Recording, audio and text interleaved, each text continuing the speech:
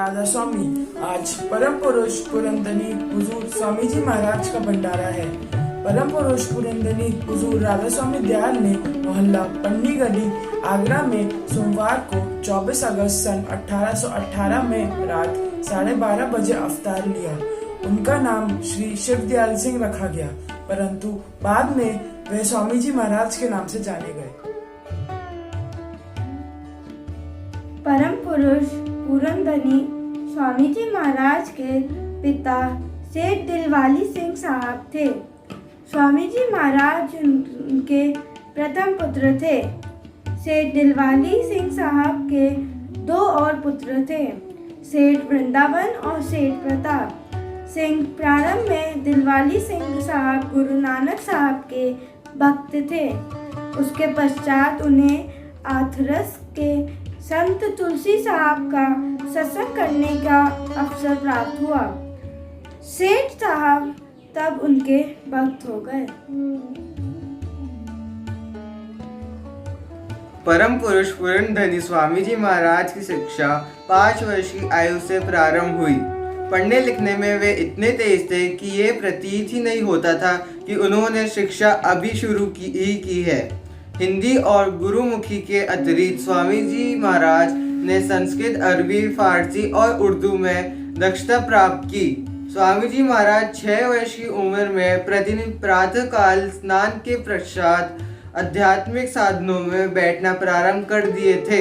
राधा स्वामी। स्वामी जी महाराज की माता जी से एक बार संत तुलसी साहब ने यह कहा था कि आपके घर में एक परम संत ने स्वामी जी महाराज के रूप में अवतार लिया है, इसलिए उनके साथ केवल एक साधारण पुत्र की तरह व्यवहार न करें। तब से लेकर उनके माता पिता उन्हें बड़ी श्रद्धा से देखते थे। फरीदाबाद के प्रतिष्ठित परिवार लाला इज्जत राय साहब की सुपुत्री श्रीमती नारायण देवी के साथ स्वामी जी महाराज की शादी हुई थी।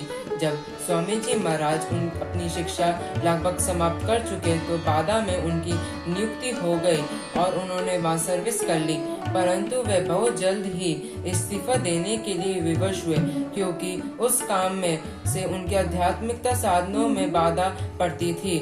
बाद में स्वामी जी महाराज ने ये शर्त रखी कि केवल वे 2 घंटे प्रतिदिन सर्विस करेंगे। उसी समय वल्लभगढ़ के राजा को पढ़ाने के लिए एक अध्यापक की आवश्यकता थी और स्वामी जी महाराज बतौर शिक्षक नियुक्त हुए। राधा स्वामी। स्वामी जी महाराज के पिता सर्विस से रिटायर हो गए तो बतौर जीविका साधन रुपया उधार देना आरंभ कर दिया। यह व्यवसाय उनकी मृत्यु के बाद भी परंतु थोड़े समय के लिए जारी रहा। स्वामी जी महाराज इस व्यवसाय को अच्छी निगाह से नहीं देखते थे, इसलिए उन्होंने अपने छोटे भाई सेठ प्रताप सिंह जी से कह के इस व्यवसाय को बंद कर दिया। परम पुरुष पुरंदनी स्वामी जी महाराज को गुरु की कभी आवश्यकता नहीं हुई और न ही उनका कोई गुरु था। वे स्वयं परम पुरुष के अवतार थे और सबसे ऊंचे धाम से आए थे और उन्होंने स्वयं मनुष्य शरीर धारण किया। वे सारे दिन और थोड़े थोड़े समय अंतर से रात दिन आध्यात्मिक साधनों में संलग्न रहते थे। कभी कभी निरंतर 2-3 दिन तक भजन में लीन रहते थे और कमरे से बाहर नहीं आते थे। वे घंटों तक पूर्ण आवाज में वचन फरमाते रहते थे। स्वामी जी महाराज के निवास पर एकत्र हर व्यक्ति उनके साधारण व्यक्तित्व और संत स्वरूप से अत्यधिक प्रभावित हो जाता था। परम गुरु पुरंदनी हुजूर स्वामी जी महाराज ने अपने प्रिय शिष्य राय सालीग्राम राम साहब परम गुरु हुजूर महाराज की प्रार्थना पर सन 1861 ईस्वी फरवरी बसंत पंचमी के शुभ अवसर पर सत्संग आम जारी करने की घोषणा की स्वीकृति प्रदान की। हुजूर महाराज ने प्रार्थना की, सदगुरु से करू पुकारी संतन मत कीजिए जाए, अर्थात मैं सदगुरु से प्रार्थना करता हूँ कि वह दया करके कोई ऐसा प्रबंध करें कि संत मत का दूर दूर चारों ओर प्रसार हो। इस प्रकार सन 1861 फरवरी बसंत पंचमी के शुभ अवसर पर राधा स्वामी सत्संग की नींव पड़ी। जब अनुयायियों की संख्या बढ़ी तो स्वामी जी महाराज ने निर्णय किया कि वो शहर के शोरगुल से दूर एक शांत वातावरण में चले जाएं। उन्होंने शहर के बाहर एक जगह चुनी और राधा स्वामी बाग की नींव डाली। राधा स्वामी बाग अब स्वामी बाग के नाम से प्रसिद्ध है।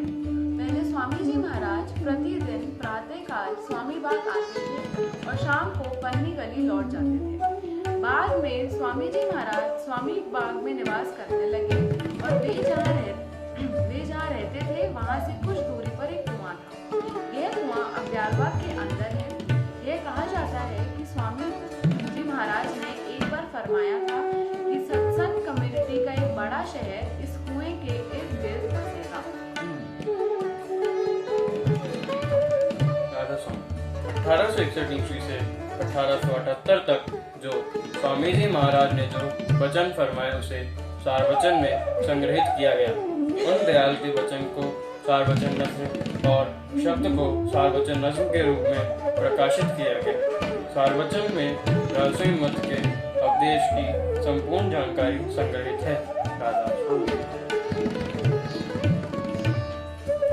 स्वामी जी महाराज ने हुजूर महाराज को अपना चोला छोड़ने के बारे में 2 वर्ष पहले ही सूचित कर दिया था।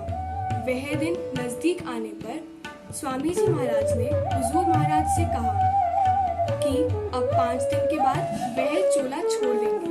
हुजूर महाराज को बहुत दुख हुआ और वह निराश हो गए। बड़ी दीनता से हुजूर महाराज ने प्रार्थना की कि स्वामी जी महाराज अपना चोला छोड़ने की मौज स्थगित कर दें।